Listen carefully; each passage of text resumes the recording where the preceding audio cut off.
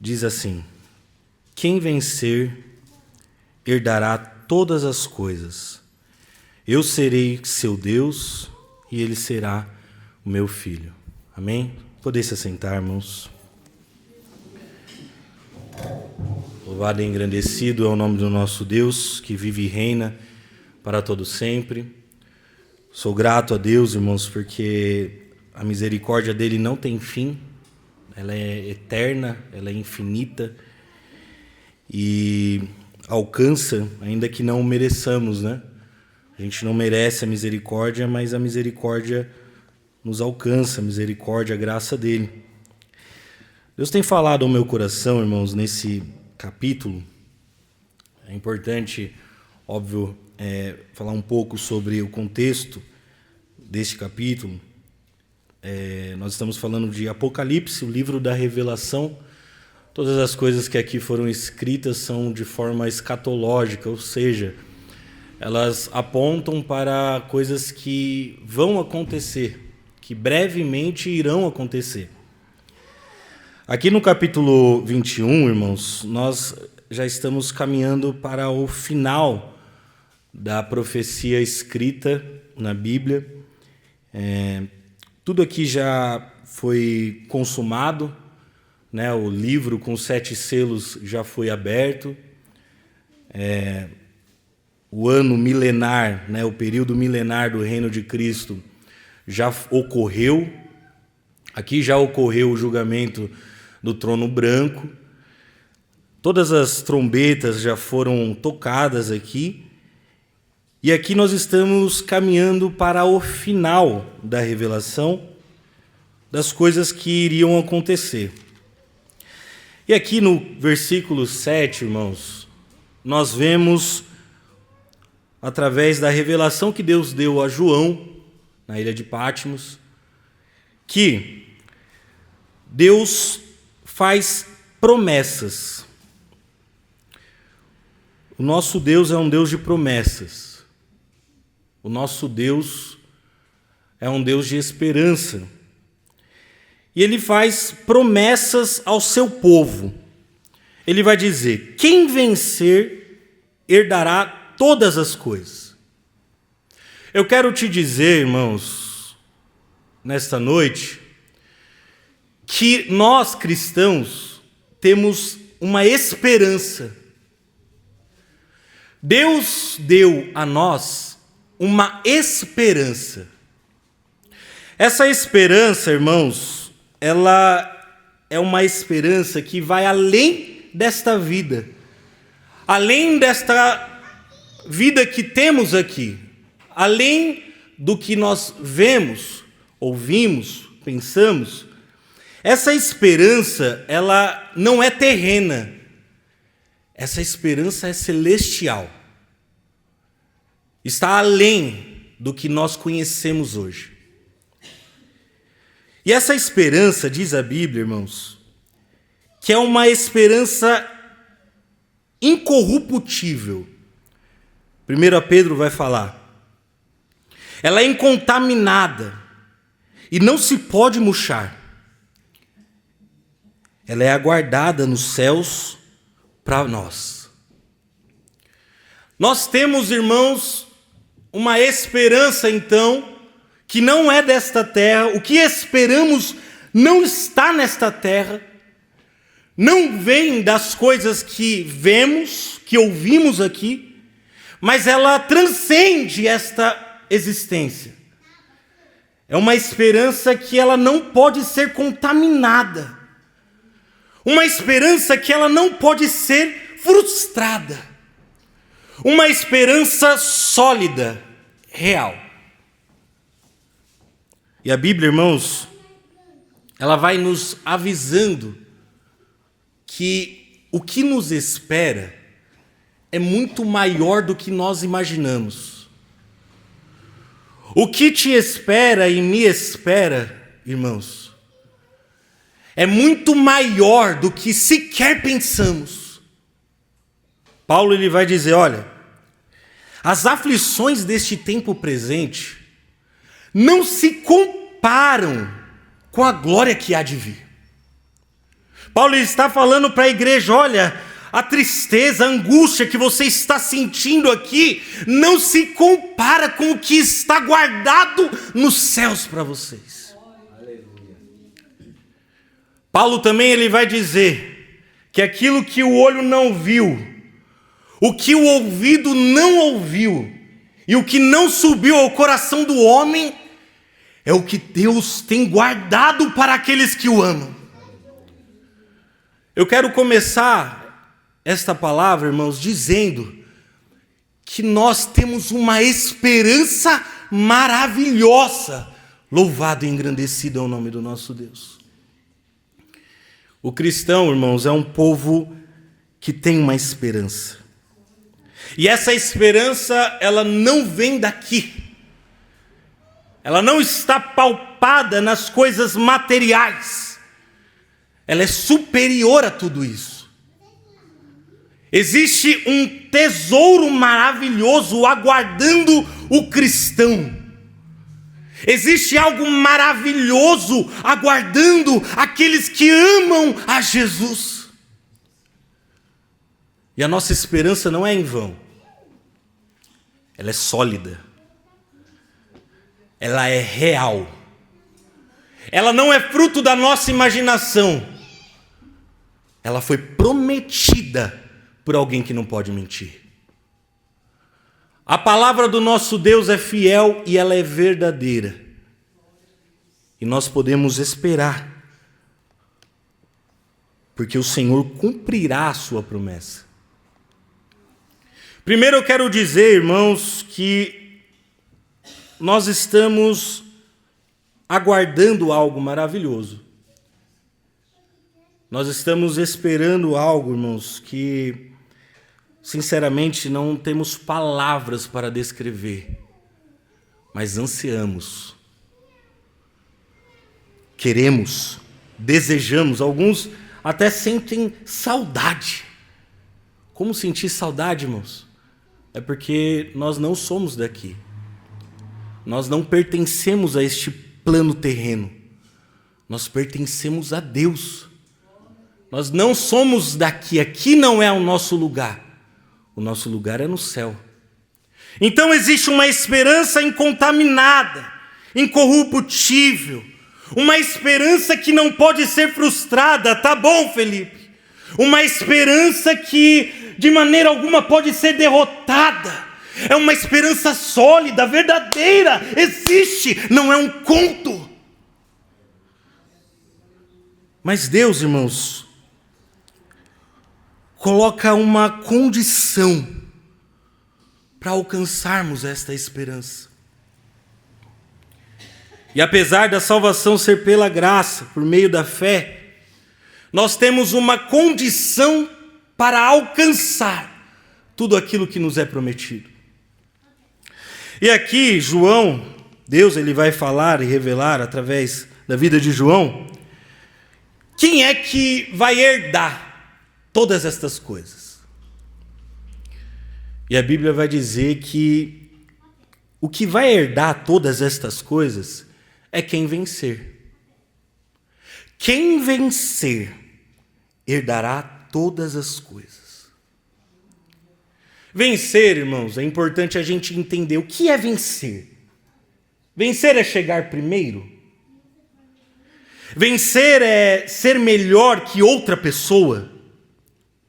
Vencer é correr tão rápido que você chega primeiro no final. Não, irmãos.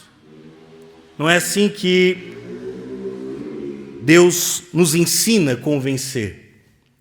Vencer, originalmente, irmãos, é resistir até o fim. Vencer, irmãos, é resistir fielmente até o fim. Vencer, irmãos, não é quem corre mais rápido, mas é quem resiste até o fim. Resta camandai tocou no céu. Renamantai de quiniantéria. Vencer, irmãos, não é ser melhor do que outro. Vencer é resistir até o fim. O que vencer, louvado e engrandecido é o nome do nosso Deus, herdará todas as coisas. Por que vencer? Por que a necessidade de resistir? Porque, irmãos, nós temos uma resistência contrária a nós. Enquanto estamos aqui nesta terra, tem algo que se lhe opõe a nós. Satanás se lhe opõe aos santos do Senhor. Por isso que nós temos que resistir, ou seja, por isso que nós temos que vencer a Satanás através da resistência. E não é resistir até metade do caminho.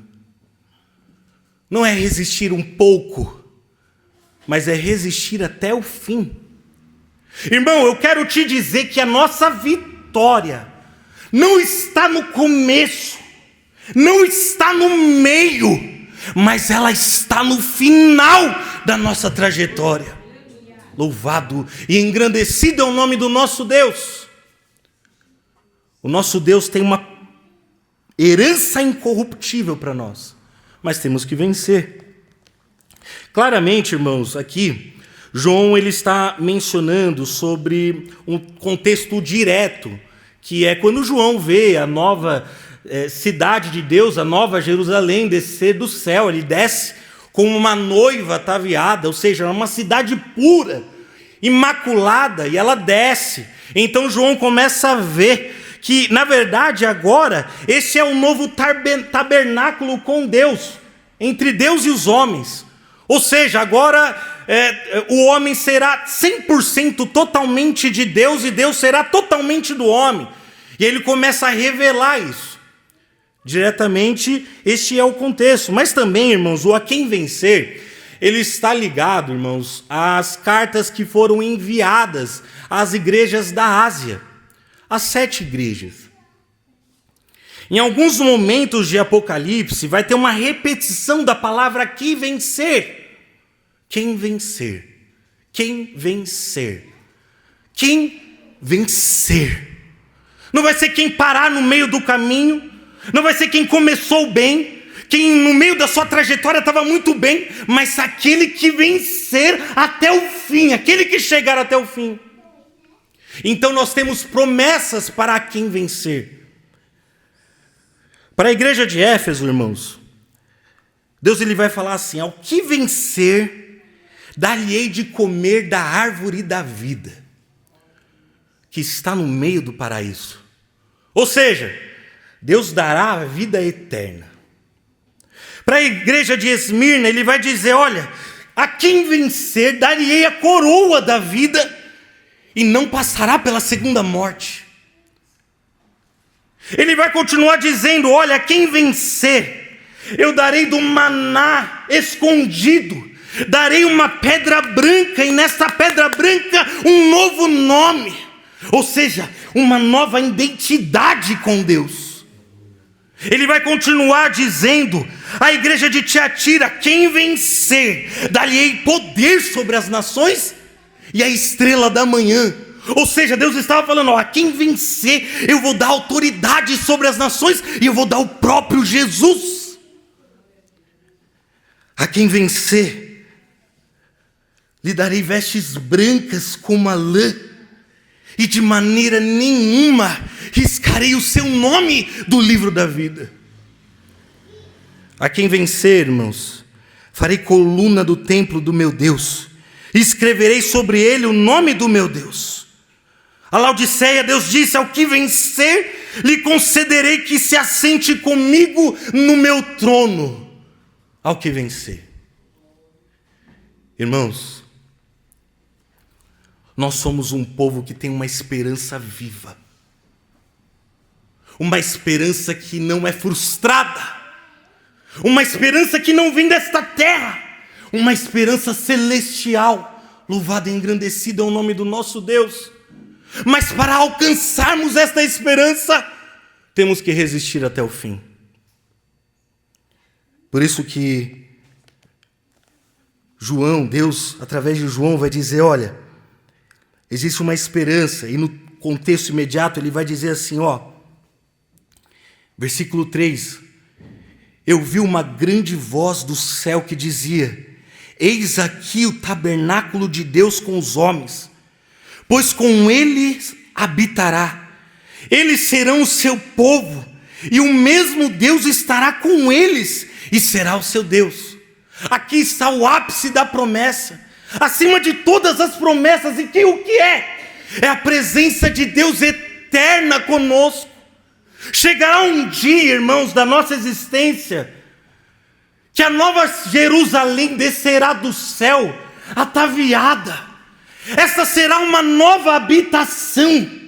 Neste lugar, então, irmãos, habitaremos com o Senhor. Não teremos mais a distância entre Deus e os homens. Agora Deus habitará com os homens, e os homens habitarão com Deus eternamente. E ele continua dizendo, olha, Deus limpará dos nossos rostos todas as nossas lágrimas. Louvado e engrandecido é o nome do nosso Deus. Porque, irmãos, lá não haverá mais morte, nem pranto, nem clamor, nem dor, porque já as coisas primeiras se passaram. E o que estava sentado sobre o trono disse, eis que faço nova todas as coisas. E disse-me, escreve, porque estas palavras são verdadeiras e fiéis. E disse-me mais, está cumprido, eu sou o alfa e o ômega, o princípio e o fim. A quem quer que tiver sede, de graça lhe darei da fonte da água da vida. Irmãos, nós estamos esperando algo maravilhoso da parte de Deus. A nossa vida aqui não é em vão. Chegará um momento, irmãos, da nossa carreira, da nossa existência, que a cidade celestial descerá, irmãos. Nós habitaremos com Deus eternamente. O Senhor, o próprio Deus, enxugará dos nossos rostos todas as nossas lágrimas. Lá não haverá mais tristeza, irmãos. Lá não haverá mais angústia. Lá não haverá depressão, ansiedade, desespero, porque as coisas se passaram e Deus fez tudo novo. Louvado e engrandecido é o nome do nosso Deus. Mas é a quem vencer, irmãos. É a quem resistir até o fim. A nossa vitória, irmãos, está em resistir até o fim. Às vezes, irmãos, e eu também passo por isso, nós nos esquecemos do verdadeiro propósito de estarmos aqui. Essa é uma realidade inquestionável, irmãos. Às vezes, por exemplo, na liderança, se você é líder de algum departamento, ou até mesmo obreiros, pastores, em alguns momentos da jornada, correm o risco de se esquecer o verdadeiro propósito. Como você diz isso, Felipe? Olha, eu falo porque eu experimentei isso. Eu vivenciei isso. E aí eu comecei a me questionar. E talvez seja uma questão para nós nessa noite. Por que você prega o que prega? Por que você canta o que canta, louva o que louva? Qual o verdadeiro propósito de você estar aqui? Em alguns momentos da minha trajetória eu me questionei. Eu arrisco em dizer que nós corremos o sério risco de esquecer o verdadeiro propósito por vários motivos. Olha, quem está na frente do trabalho, ou de algum departamento, ou na liderança de alguma coisa, ou está exercendo alguma função na igreja, ele tem um senso de responsabilidade. Algumas vezes da minha vida eu fui guiado pelo senso de responsabilidade. Eu estava aqui, eu tocava, eu cantava, eu dava glória a Deus, eu dava aleluia, mas na verdade eu estava sendo guiado pelo senso de responsabilidade. Eu fazia porque eu fazia. Eu tocava porque eu tocava.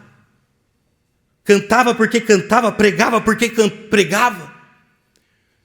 Havia me esquecido do propósito. Às vezes nós, como membros, irmãos, temos o risco de se esquecer o propósito de estarmos aqui. Porque às vezes, irmãos, caímos em algo chamado rotina. Nós vemos a igreja, nós damos glória a Deus, damos aleluia, vamos para casa, e aí no domingo acontece de novo, porque virou uma rotina na nossa vida. E corremos o risco de se esquecer o porquê estamos fazendo o que estamos fazendo. Por que estamos aqui nesta noite? Por que nós levantamos a nossa mão para dar glória a Deus? Por que nós levantamos a nossa mão para dar aleluia? Por que eu canto? Por que eu prego? Por que eu toco? E às vezes, irmãos, nós estamos motivados por propósitos rasos e nem percebemos, porque estamos acostumados, caímos na rotina, é normal. Culto no domingo é normal, eu vou dedicar o meu tempo para ir no culto ao domingo. Culto na quarta, na sexta é normal, eu vou dedicar o meu tempo para ir na quarta e na sexta. Mas por quê? Qual o motivo? Por que estamos aqui nessa noite? Por que você está aqui nesta noite? E essa pergunta, irmãos, ficou me remoendo. E foi um dos motivos, na época, eu ter pedido para sair da liderança dos jovens, irmãos. Porque eu era líder, fazia as coisas, estava aqui na igreja todo culto, estava presente, mas já tinha me esquecido do propósito. Mas o irmão cantava, o irmão pregava, tocava, estava aqui, mas já havia me esquecido do propósito. Eu já havia me esquecido do porquê eu estava ali. E aí eu tive que reconhecer. Está na hora de eu dar uns 2 passos para trás e me reconectar com Deus. Não era pecado, mas era desconexão. Quem sabe, irmãos, há pessoas aqui nessa noite que não se lembram mais o porquê estão aqui. Quem sabe há pessoas aqui nesta noite que estão sendo levadas pelo senso de responsabilidade, pela rotina, pela preocupação de que alguém vai ver, alguém vai comentar. Eu vou porque o pastor mandou eu ir, se eu não for, o pastor vai brigar comigo. Eu vou porque aquele irmão, aquela irmã vai ter que me ver lá. Eu quero te dizer, irmãos, nós estamos aqui porque existe um propósito, uma esperança que é muito maior do que esta igreja, é muito maior do que esta casa, é muito maior do que a minha vida e do que a tua vida. Que propósito é esse? Um dia louvado e engrandecido é o nome do nosso Deus. Nós olharemos do céu, descerá do céu uma nova Jerusalém, Deca, Amantai Desséria. O próprio Deus habitará conosco. Nós habitaremos com Deus. O nosso Deus enxugará dos nossos rostos todas as nossas lágrimas. Camandai de queria, resta camandai do conocer. Lá não haverá mais tristeza, lá não haverá mais angústia. Sabe essa tristeza que você sente, que eu sinto de vez em quando, que a gente não consegue explicar de onde vem? Não haverá mais no lugar que nos aguarda. Sabe essa angústia, esse desespero que às vezes vem, essa ansiedade, falta de ar, você não sabe o porquê? Eu quero te dar uma boa notícia: lá no céu não haverá mais.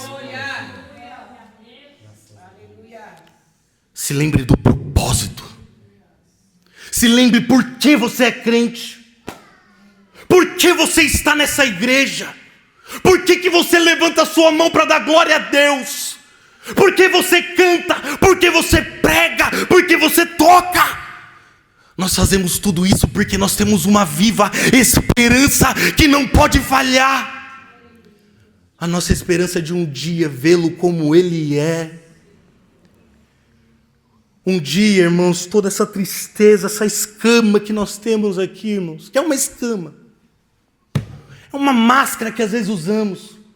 Damos sorrisos para todo mundo, mas só Deus sabe o que está lá dentro do nosso coração.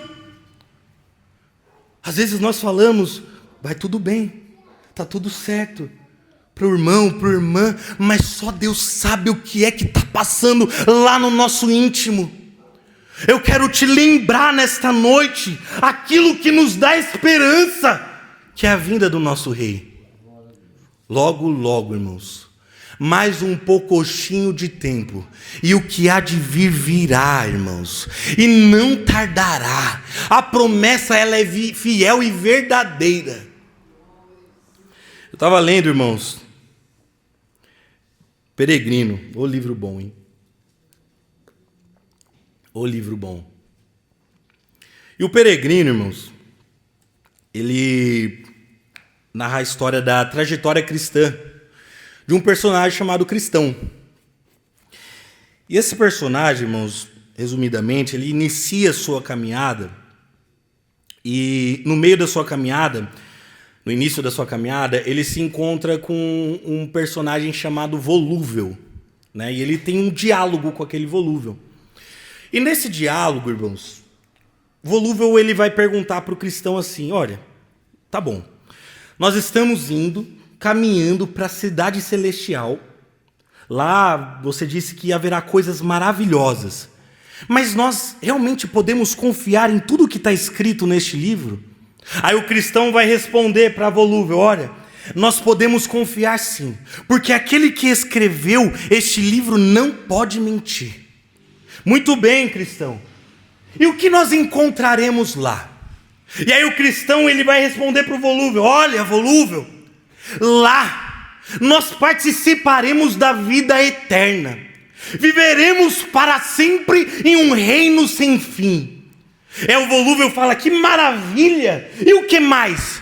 Olha, Volúvel, lá nós teremos vestes brancas como a lã. Lá o dono daquele lugar enxugará dos nossos rostos todas as nossas lágrimas. E aí o Volúvel dá um salto e fala assim, que maravilha! E com quem viveremos lá? Olha, Volúvel, lá nós viveremos com os anjos, com os arcanjos, com os querubins e com aqueles que foram antes de nós. E aí o Volúvel dá um salto e fala, então vamos logo para este lugar. Mas de repente, irmãos, no meio da sua trajetória, eles caíram em um pântano. Este pântano se chama Pântano do Desânimo. E aquele rapaz, o Volúvel, junto com o Cristão, se viram então numa situação que não havia escapatória. O pântano do desânimo ia puxando eles, e à medida que quanto mais eles se mexiam, mais presos eles ficavam. Mas a diferença, irmãos, é que o Volúvel, ele viu aquilo tudo e falou, nossa, se logo no começo da minha trajetória já está assim, eu não quero ir até o final. E ele foi em direção à casa dele, voltou para o lugar de onde ele veio. E aí o livro vai dizer que nunca mais o Cristão o viu. Porém o Cristão, irmãos, ele também preso no pântano do desânimo, ele começou a direcionar as suas forças para mais perto da porta, para mais perto do objetivo dele. E então ele começa a usar toda a sua força, toda a sua garra para caminhar aos poucos até a saída. Quando de repente, irmãos, aparece alguém na beira daquele pântano. E este alguém, irmãos, o livro ele vai chamar de Auxílio. E o Auxílio vai ter um diálogo com aquele rapaz, com o Cristão.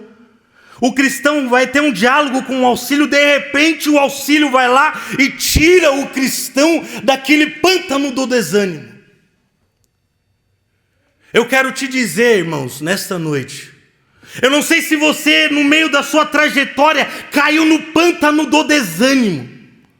Talvez no início dela você lembrava, olha, eu vou ter coisas maravilhosas, lá eu vou ter a vida eterna, lá eu não vou ter mais sofrimento, lá a tristeza vai passar, e à medida que você ia caminhando, você ia se alegrando, mas de repente caiu num pântano do desânimo, e já não se lembra mais, já não sabe mais o porquê caminhar.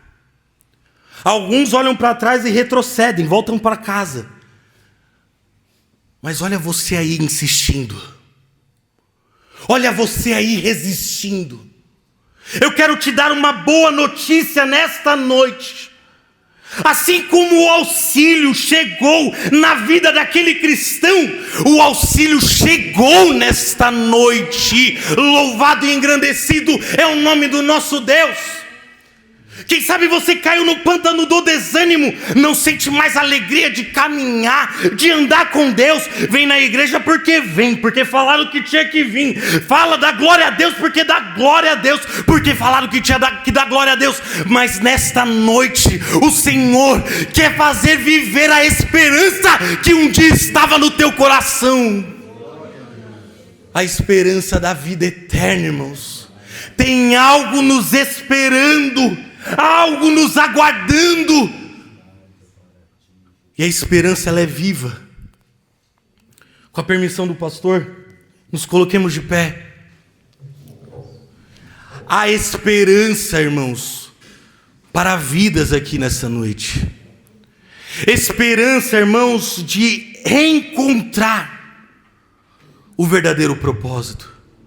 Esperança de não caminhar de qualquer jeito, caminhar porque caiu na rotina, porque é igrejeiro. Tem gente que é igrejeiro, irmão, gosta de estar na igreja, mas não quer dizer que essa pessoa esteja em plena comunhão com Deus.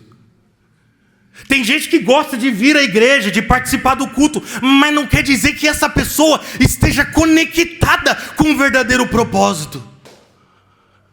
Uma boa notícia para mim e para você nesta noite: o propósito ainda é o mesmo, a esperança ainda é a mesma, ela não mudou, porque o nosso Deus não mudou, o nosso Deus permanece o mesmo. A gente muda, a gente retrocede, mas o nosso Deus permanece fiel até o fim, e por isso nós o amamos, por isso nós o adoramos nessa noite, porque Ele vive e reina para todo sempre. Toda a honra, irmãos, toda a glória, todo o louvor, toda a majestade é dada a Ele para sempre. Amém. Se você está aqui nessa noite e quer renovar a sua esperança, irmãos, renovar o seu propósito, parar um pouco de caminhar no automático, caminhar porque alguma força motora, seja senso de dever, seja que falaram que você tinha que fazer, seja porque o pastor está olhando, deixa tudo isso de lado, porque o propósito é maior. A esperança é maior do que essa terra.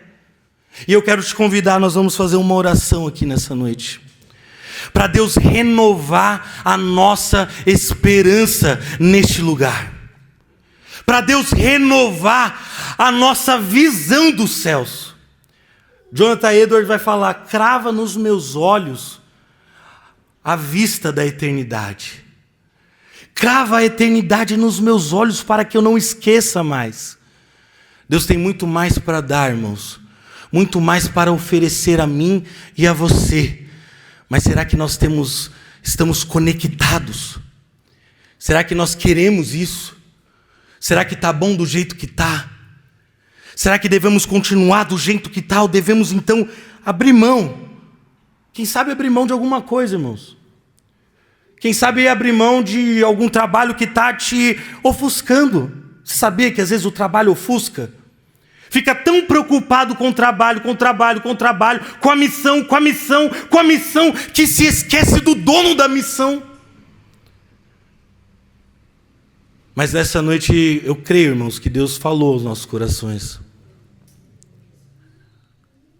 Que não seja esse culto um culto pessoal, entre o pregador e aqueles que ouvem, mas seja um culto pessoal entre nós e o nosso Deus.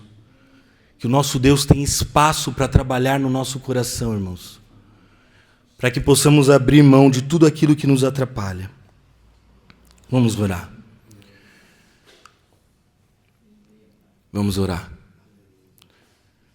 Senhor, nosso Deus, nosso Pai, aqui estamos, Senhor, mais uma vez agradecidos pelo Teu amor, pela Tua misericórdia e compaixão, Pai. Pai, nós não queremos mais caminhar de qualquer jeito.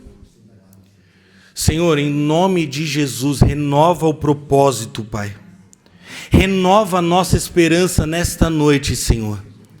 Em nome de Jesus, Pai, faça-nos lembrar o porquê estamos aqui. Pai, em nome de Jesus, faça-nos lembrar, Pai, o porquê te servimos. Em nome de Jesus, Pai, faça vivificar, Pai, a esperança na nossa alma. Nós não queremos mais louvar de qualquer jeito, Pai. Nós não queremos mais adorar de qualquer jeito, Senhor. Nós não queremos mais servir de qualquer jeito, Pai. Nós queremos adorar o Teu santo nome para sempre, Pai. Porque o Senhor é digno de receber toda a honra, toda a glória e todo o louvor, Pai. Nós queremos adorar, Pai, porque um dia nós o veremos como o Senhor é. Nós queremos o adorar, Senhor, porque um dia todas as lágrimas serão enxugadas dos nossos rostos, Senhor. Em nome de Jesus, Pai, reanima a nossa esperança, Senhor. Nos dê o verdadeiro propósito, Pai. Em nome de Jesus, amém.